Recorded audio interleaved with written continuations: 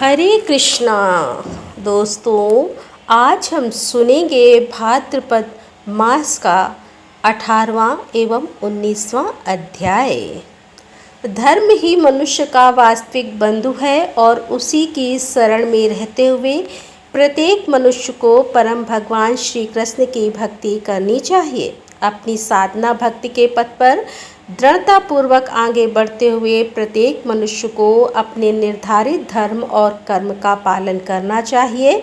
इसी विचार के साथ चलिए आज आरंभ करते हैं आज की भाद्रपद मास की कथा श्रृंखला को और सुनते हैं आज की भाद्रपद मास कथा।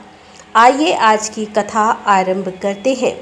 भीष्मदेव ने पुलस्त्य से कहा कि हे ब्राह्मण, सरिताओं में श्रेष्ठ नंदा कोई दूसरी नदी तो नहीं है। मेरे मन में इस बात को लेकर बड़ा कौतूहल हो रहा है। आखिर सरस्वती का नाम नंदा कैसे पड़ा? जिस प्रकार और जिस कारण से वह नंदा नाम से प्रसिद्ध हुई, उसके विषय में बताइए। भीष्म के इस प्रकार पूछने पर पुलस्त्य ने सरस्वती नदी का नाम नंदा कैसे पड़ा उसका प्राचीन इतिहास सुनाया। पुलस्त्य ने कहा कि हे भीष्म, तुम बहुत पहले की बात है, पृथ्वी पर प्रभंजनम नाम से एक प्रसिद्ध महाबली राजा हो गए। एक दिन वे उस वन में मृगों का शिकार कर रहे थे। उन्होंने देखा कि एक झाड़ी के अंदर मृगी खड़ी है, वह राजा के ठीक सामने पड़ती थी। प्रभंजन ने अत्यंत तीक्ष्ण बाण चलाकर मृगी को बीत डाला। घायल हुई हिरणी ने चकित होकर चारों ओर दृष्टिपात किया। उसके बाद हाथ में धनुष बाण धारण किए हुए राजा को अपने सामने देखा और वह कहने लगी, अरे ओ मूढ़ राजा, यह तूने क्या किया? तेरा यह कर्म पाप पूर्ण है। मैं यहाँ नीचे मुँह किए खड़ी थी और निर्भय होकर अपने बच्चे को दूध पिला रही थी। ऐसी अवस्था में तूने इस वन के भीतर मुझ निरपराध हिरणी को अपने वज्र के समान बाण से मार डाला। तेरी बुद्धि खोटी है और इसीलिए तू कच्चा मांस खाने वाले पशु की योनि में पड़ेगा। इस कंठ का कीर्ण वन में तू व्याघ्र हो जाएगा। मृगी का यह श्राप सुनकर सामने खड़ी हुई राजा की संपूर्ण इंद्रियां व्याकुल हो गई। वे हाथ जोड़कर कहने लगी कि हे कल्याणी, मैं नहीं जानता था कि तू अपने बच्चे को दूध पिला रही है। मैंने अनजाने में ही तेरा वध कर दिया। मुझे क्षमा करो, मुझ पर प्रसन्न हो। मैं व्याघ्र योनि को त्याग कर फिर से मनुष्य शरीर कब प्राप्त कर पाऊंगा? मेरे अपने इस श्राप के उद्धार की अवधि भी बता दो। राजा के ऐसा कहने पर उस मृगी ने कहा कि राजन, आज से 100 वर्ष बीतने पर यहाँ पर नंदा नाम की एक गाय आएगी। उसके साथ तुम्हारा वार्तालाप होगा और उसी समय इस श्राप का अंत हो जाएगा। इतना कहकर उस मुर्गी ने अपने शरीर का त्याग कर दिया और वह राजा प्रभंजन व्याघ्र बन गया। उस व्याघ्र की आकृति बड़ी ही घोर और भयानक थी। वह उस वन में काल के वशीभूत हुए मृगों, अन्य चौपायों और मनुष्यों को भी मार मार कर खाने लगा। इस प्रकार रहते हुए अनेक वर्ष बीत गए। वह अपनी ही निंदा करते हुए कहता, हाय, मैं कब पुनः मनुष्य शरीर धारण कर पाऊंगा और आज के बाद से किसी भी नीच योनि में डालने वाला ऐसा निंदनीय कर्म कभी नहीं करूंगा। इस प्रकार प्रायश्चित करते हुए और रहते हुए जब उसे 100 वर्ष व्यतीत हो गए, तब एक दिन वहाँ पर गौओं का एक बहुत बड़ा समुदाय आया। वहाँ घास और जल की विशेष सुविधा थी।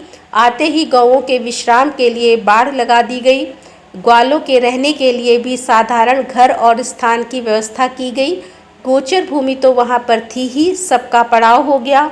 गौओं के झुंड में एक बहुत ही रिष्ट पुष्ट और संतुष्ट रहने वाली गाय थी। उसका नाम था नंदा।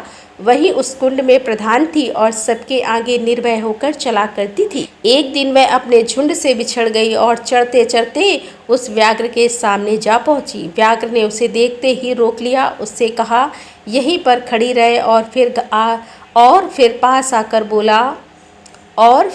आकर बोला, आज विधाता ने तुझे मेरा ग्रास नियत किया है, क्योंकि तू स्वयं यहाँ पर आकर उपस्थित हुई है। उस व्याघ्र के ऐसे रोंगटे खड़े कर देने वाले निष्ठुर वचन सुनकर उस नंदा गाय को अपने सुंदर नन्हे बछड़े की याद आ गई। उसका गला भर आया। वह गदगद वाणी से अपने पुत्र के लिए हुकार करने लगी। उस गाय को इस प्रकार अत्यंत दुखी होकर क्रदन करते हुए देखकर व्याघ्र ने कहा, अरे ओ गाय, संसार में सभी लोग अपने कर्मों का फल भुगतते हैं। तू स्वयं मेरे पास आई है, फिर व्यर्थ शोक क्यों कर रही है और तू रो क्यों रही है? व्याघ्र का प्रश्न सुनकर नंदा ने कहा, व्याघ्र तुम्हें नमस्कार है, मेरा सारा अपराध क्षमा कर दो।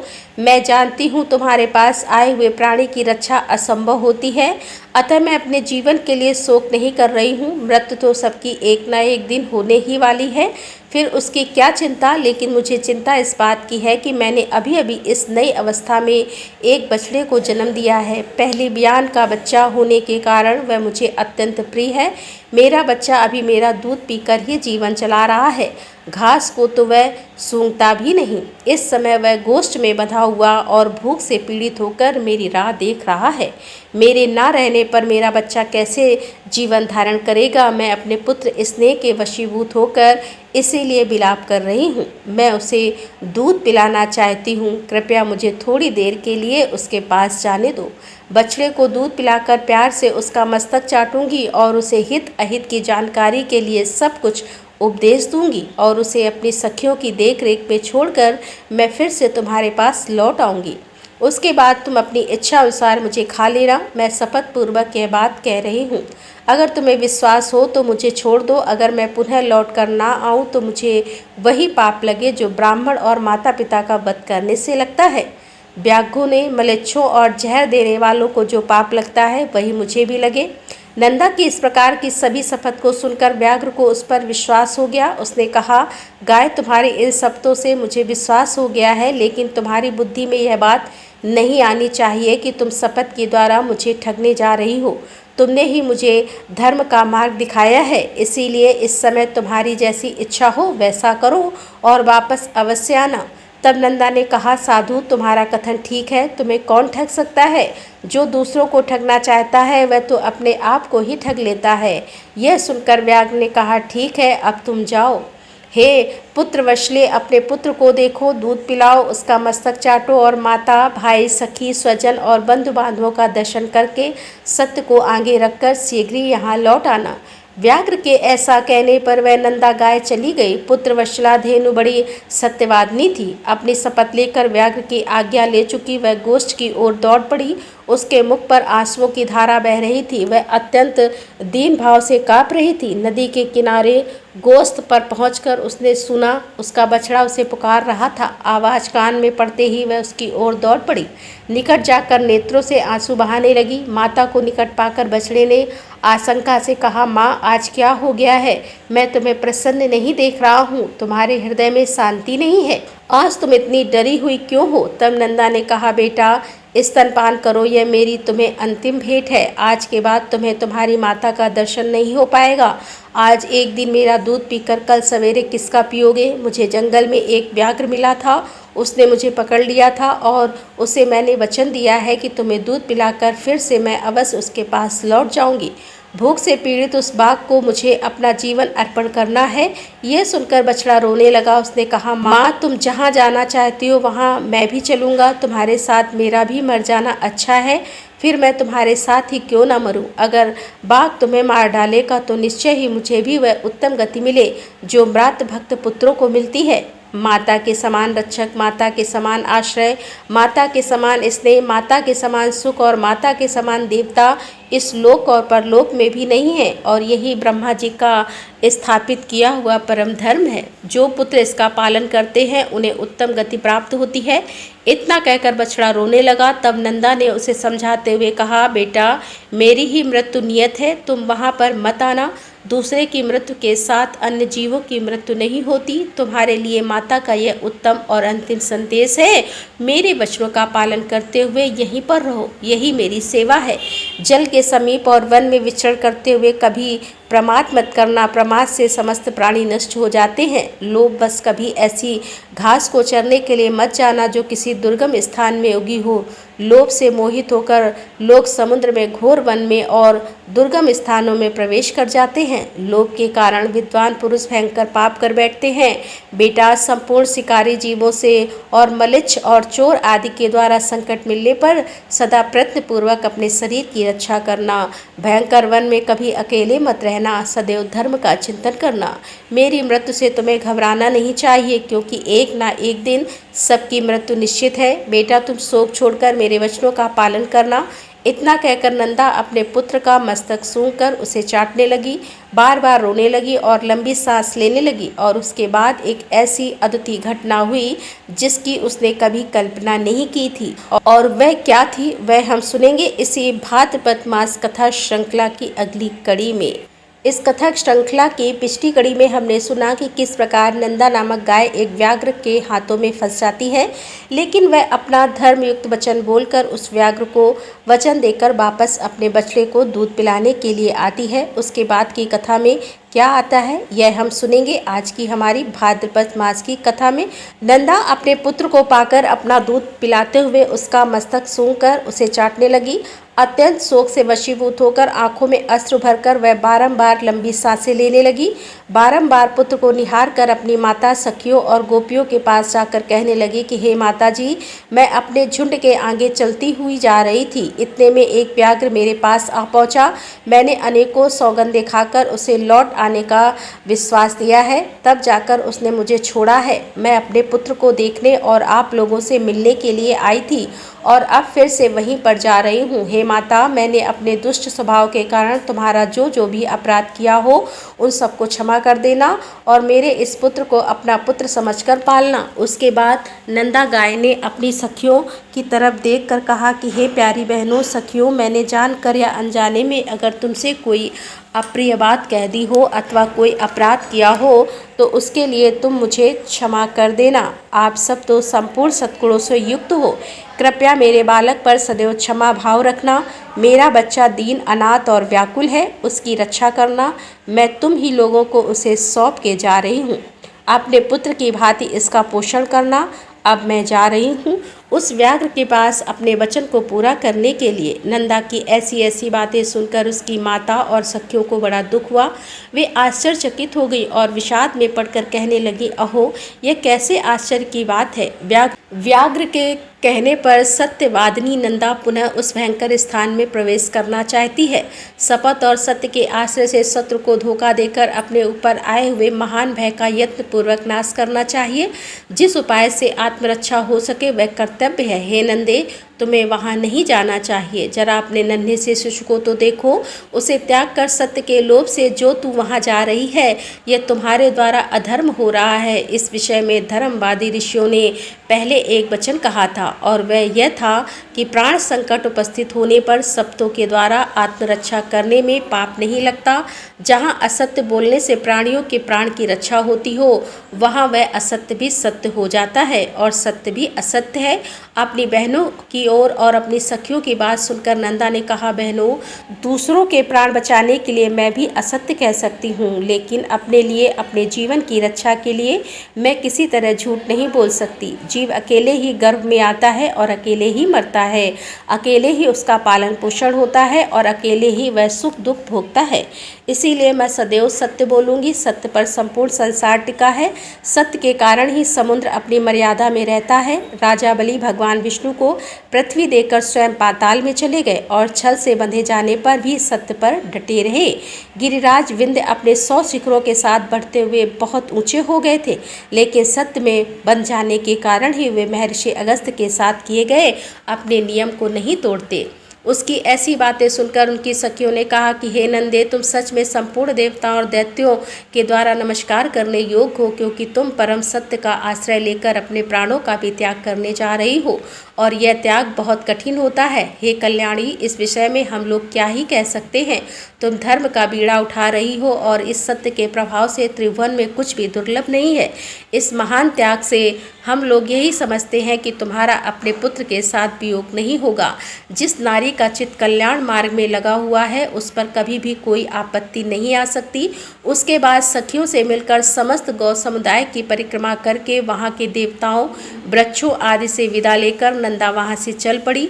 उसने पृथ्वी, वरुण, अग्नि, वायु, चंद्रमा, दशों दिशाओं, वन के वृक्ष, आकाश के नक्षत्र, ग्रह, इन सबको बारंबार प्रणाम किया और सबको उसके पुत्र की रक्षा करने के लिए प्रार्थना की। इस प्रकार पुत्र के स्नेहवश बहुत सी बातें कहते हुए नंदा वहाँ से प्रसिद्ध हो गई और उस स्थान पर पहुंची जहाँ पर वह तीखी दाढ़ों और भयंकर आकृति वाला मांस भक्षी बाघ मुंह खोलकर बैठा हुआ था। नंदा के वहां पहुंचने के साथ ही उसका बछड़ा भी अपनी पूंछ को ऊपर उठाकर अत्यंत वेग से दौड़ता हुआ वहां पर आ गया और अपनी माता तथा व्याघ्र दोनों के आगे खड़ा हो गया। पुत्र को आया देखकर सामने खड़े हुए मृत्यु रूप बाघ पर दृष्टि डालकर उस नंदा गाय ने कहा, हे व्याघ्र, मैं सत्य धर्म का पालन करती हुई तुम्हारे पास आ गई हूँ। अब मेरे मांस से तुम इच्छा अनुसार अपनी तृप्ति करो। यह देखकर व्याघ्र ने कहा, हे गाय, तुम तो बड़ी सत्यवादिनी निकली। हे कल्याणी, तुम्हारा स्वागत है। सत्य का आश्रय लेने वाले प्राणियों का कभी कोई अमंगल नहीं होता। तुमने लौटने के लिए जो पहले सत्यपूर्वक शपथ की थी उसे सुनकर मुझे आश्चर्य हुआ था। तुम्हारे सत्य की परीक्षा के लिए ही मैंने पुनः तुम्हें भेज दिया था, अन्यथा मेरे पास आकर तुम जीती जागती कैसे लौट सकती थी। मेरा आश्चर्य पूर्ण हुआ। मैं तुम्हारे अंदर सत्य खोज रहा था और वह मुझे मिल गया। इस सत्य के प्रभाव से मैंने तुम्हें छोड़ दिया। आज से तुम मेरी बहन हुई और यह तुम्हारा पुत्र मेरा भांजा हुआ। तुमने अपने आचरण से मुझ महान पापी को उपदेश दिया कि सत्य पर ही संपूर्ण लोक प्रतिष्ठित है। सत्य के आधार पर धर्म टिका हुआ है। तण और लताओं सहित भूमि के वे प्रदेश धन्य है जहाँ तुम निवास करती हो। जो तुम्हारा दूध पीते हैं वे धन्य हैं, कृतार्थ हैं। उन्होंने ही पुण्य किया है और उन्होंने ही जन्म का फल पाया है। मैं तो महान पापी, दुराचारी, निर्दयी हत्यारा हूँ। अब तक न जाने मैंने कितने ही जीवों को मारा है और खाया है, और पता नहीं ऐसा दारुण कर्म करके मुझे किन किन लोकों में जाना पड़ेगा। हे बहन, इस समय मुझे अपने पापों से शुद्ध होने के लिए जैसी तपस्या करनी चाहिए उसे संक्षेप में बताओ, क्योंकि अब विस्तार पूर्वक सुनने का समय नहीं है मेरे पास।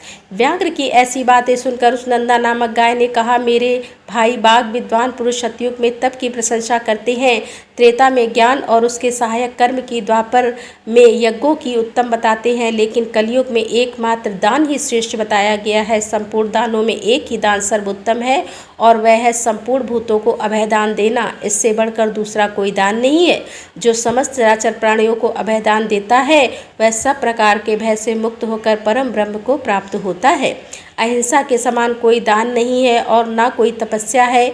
योग एक ऐसा वृक्ष है जिसकी छाया तीनों तापों का विनाश करती है। धर्म और ज्ञान उस वृक्ष के फूल हैं, स्वर्ग और मोक्ष उसके फल हैं।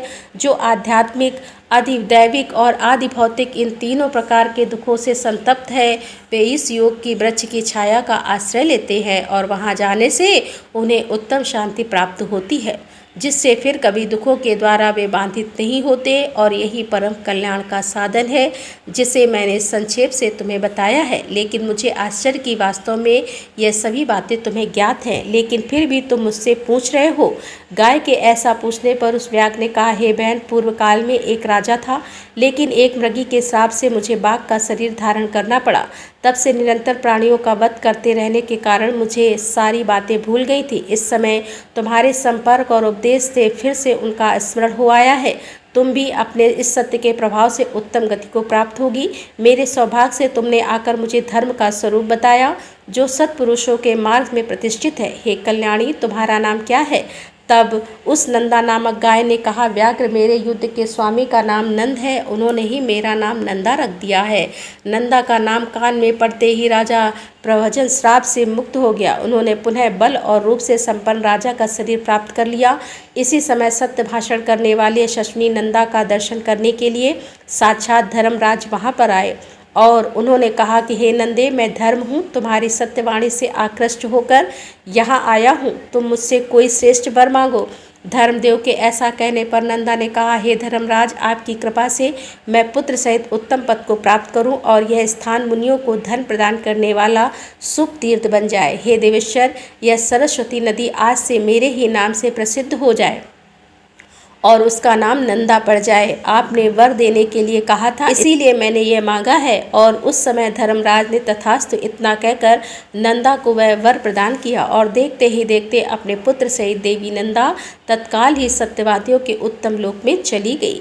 राजा प्रभंजन ने भी अपने पूर्व उपार्जित राज्य को प्राप्त किया। नंदा सरस्वती के तट से स्वर्ग को गई थी और उसने धर्मराज से इस आश्रय का वरदान मांगा था। इसीलिए विद्वानों ने वहाँ सरस्वती नदी का नाम नंदा रख दिया।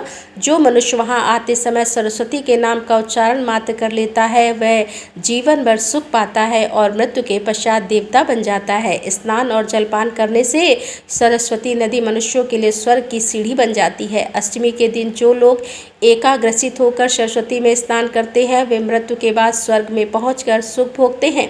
तृतीया को यदि सेवन किया जाए तो विशेष सौभाग्यदायिनी होती है। सरस्वती नदी सदा ही स्त्रियों को सौभाग्य प्रदान करने वाली बताई गई है। तृतीया तिथि के दिन उसके दर्शन करने से मनुष्य को पाप राज से छुटकारा मिल जाता है। जो मनुष्य उसके जल का स्पर्श करते हैं उन्हें भी मुनीश्वर समझना चाहिए। वहाँ चांदी दान करने से मनुष्य रूपवान होता है। ब्रह्मा जी की पुत्री है सरस्वती नदी परम पावन और पुण्य सलीला है। यह नदी नंदा नाम से प्रसिद्ध है। नंदा तीर्थ में स्नान करने से यदि मनुष्य स्वर्ण और पृथ्वी आदि का दान करे तो महान अभ्युदयकारी और अच्छे फल प्रदान करने वाला होता है। और यही थी हमारी आज की भाद्रपद मास की कथा। आशा है आपको आज की यह कथा अच्छी लगी होगी और अगर ऐसा है तो इस वीडियो को लाइक कीजिए और शेयर कीजिए। अगर पहली बार इस चैनल पर आए हैं और कथा सुन रहे हैं तो आपके अपने चैनल रीता शुक्ला को सब्सक्राइब करके जाना मत भूलिए। और हम आपसे मिलेंगे इसी कथा की श्रृंखला की अगली कड़ी के साथ। राधे राधे, जय श्री कृष्ण।